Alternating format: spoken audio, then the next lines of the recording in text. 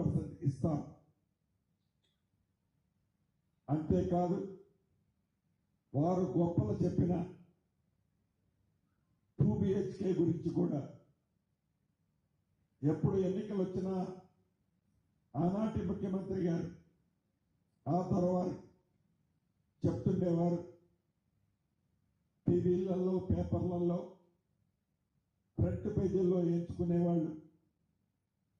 ఈ ఎన్నికలు అవడంతోనే ఇటువంటి బొమ్మన్న ఇల్లు మీకు కట్టిపిస్తానని బొమ్మనైతే చూపించారు, కానీ చివరికి చెక్క బొమ్మ లాంటి ఇల్లును కూడా ఆ పేదవాడికి అందించలే. వారు ఏవైతే అసంపూర్తిగా రాష్ట్ర వ్యాప్తంగా సుమారు 62-63 వేల ఇళ్ళు మండిగోడలతో వివిధ ప్రాంతాల్లో, ముఖ్యంగా పట్టణ ప్రాంతాల్లో దర్శనమిస్తున్నాయి. అటువంటి వాటిలో ఇప్పటికే సుమారు 32-31 వేల ఇళ్ళు కంప్లీట్ చేసి ఇళ్ల స్థలం లేని నిరుపేదలకు ఇప్పటికే ఎలకేషన్ ఇచ్చాం.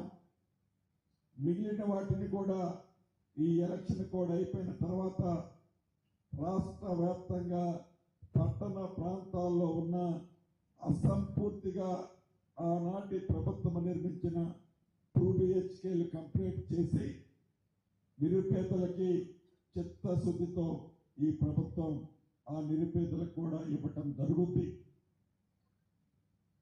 అంతేకాదు సంక్షేమ కార్యక్రమంలో భాగంగా ప్రభుత్వం వచ్చిన మొదటి 2 రోజుల్లోనే ఆర్టీసీ బస్సు ఆడబిడ్డలకి ₹1 ఛార్జీ లేకుండా రవాణా సౌకర్యం కల్పించాం.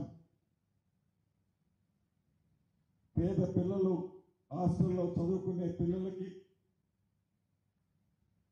40% డైట్ ఛార్జీలు పెంచాం.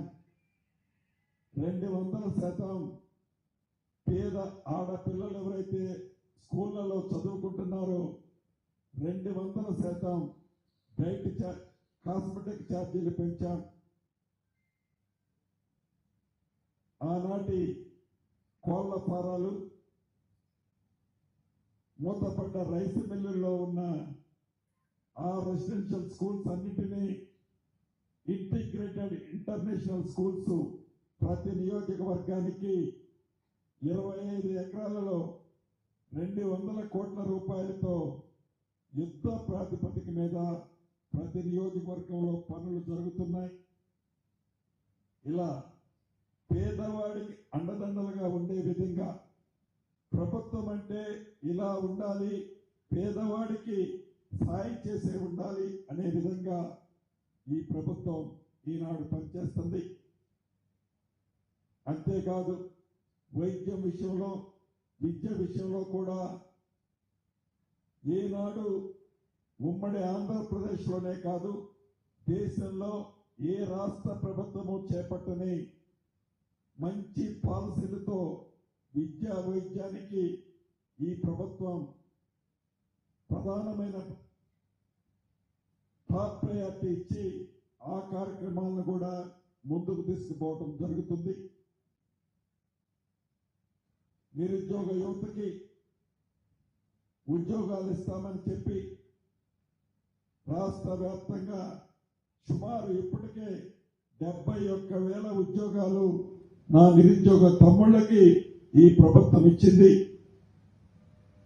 రైతును రాజు చేసే దాంట్లో 2 లక్షల రూపాయల రుణమాఫీని మొదటి 9 నెలల్లోనే చేశాం. రైతు భరోసా 12,000 రూపాయలు ప్రతి ఎకరానికి ఇచ్చాం.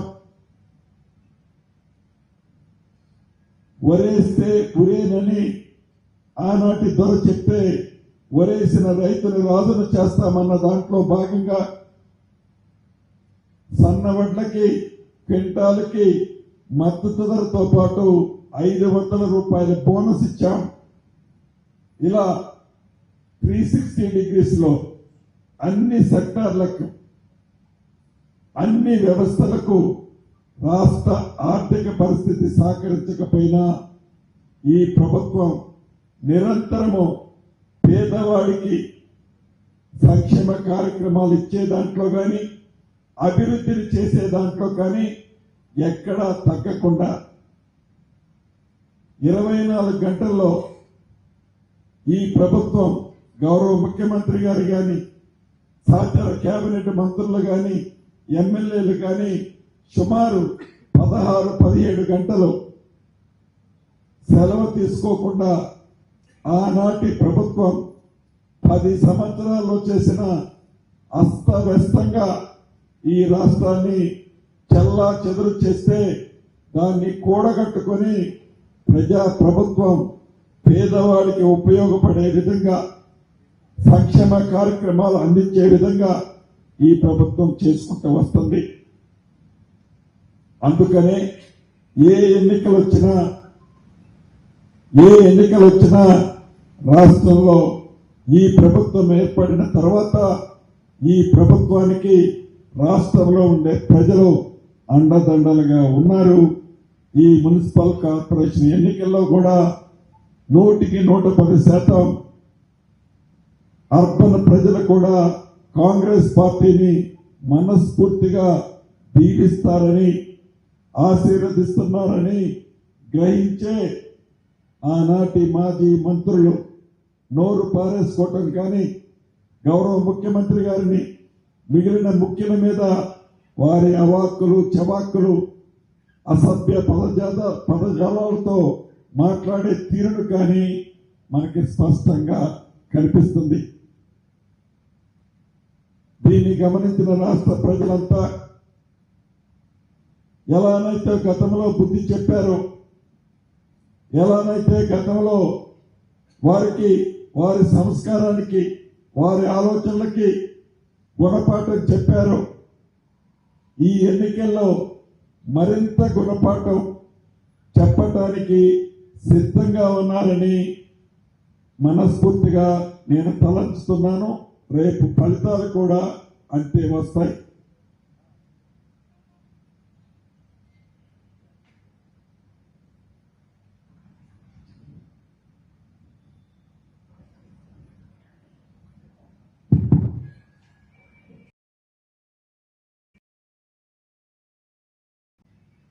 ఒకటే అప్పీల్ చేస్తున్నా, అసభ్య పదజాలాలతో మాట్లాడే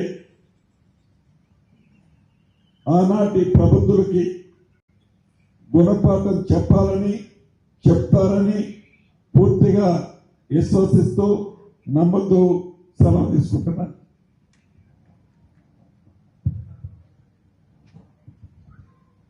ఒక మైకి ఏమాట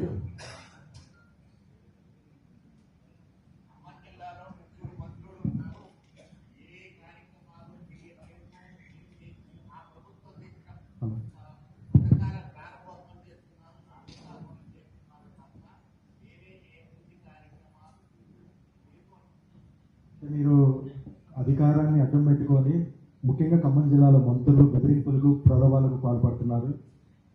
ప్రభుత్వ ఉద్యోగ సంఘ నేతలు ప్రభుత్వ ఉద్యోగులతో కూడా మీరు టెలికాన్ఫరెన్స్ నిర్వహించారు.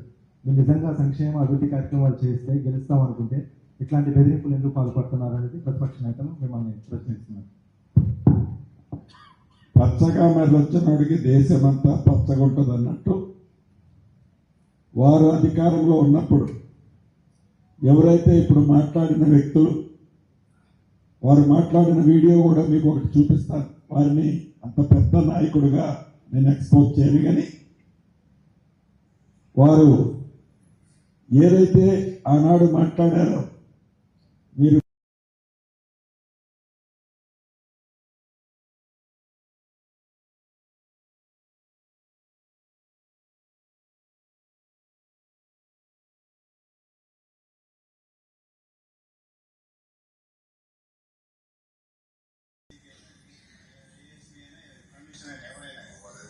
ప్రభుత్వానికి అనుకూలంగా పనిచేయాలి.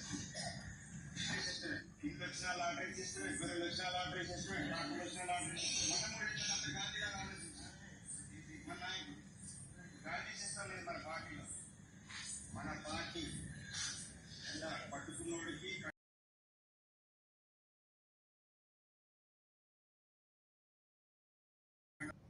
ఇది వారి ఆలోచన.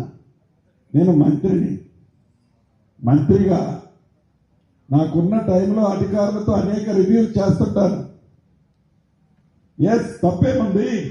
నా పార్టీ కోసం ఓట్లు అడగడం తప్ప ఉద్యోగస్తులకు ఓటు లేదా?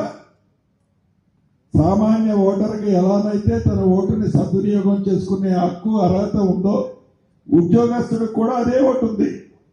ముఖ్యమంత్రి గారికి అదే ఓటు ఉంటుంది, ప్రధానమంత్రి గారికి అదే ఓటు ఉంటుంది. What is wrong? అంటే చట్టం తెలిసి మాట్లాడుతున్నావా, తెలియక మాట్లాడుతున్నావా, అసలు నీకు అవగాహన లోపంతో మాట్లాడుతున్నావా? నువ్వు ఏం కంప్లైంట్ చేయాలనుకుంటున్నావు? నువ్వు కాదు, నీ నాయకుడికున్న సంస్కృతి